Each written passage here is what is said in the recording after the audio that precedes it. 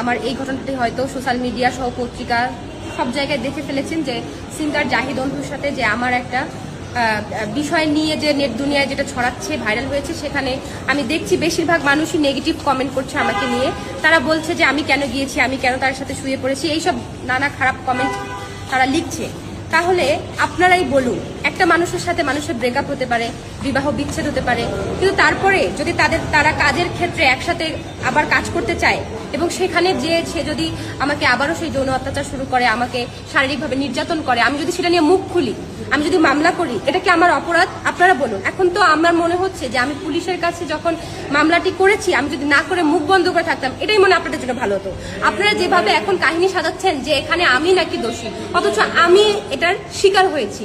আমার উপর যে অমানবিক অত্যাচার করা হয়েছে তার জন্য আমি সর্বস্তরে মানুষের কাছে সাহায্য কামনা করছি। এবং দেখেন, আমি অলরেডি জাতীয় মহিলা সংস্থার এই জায়গায় এসেছি যে আমার এই ঘটনাটার জন্য আমি আশা করি সাহায্য পাবো। আমি আপনাদের কাছে সাপোর্ট ও সাহায্য কামনা করছি।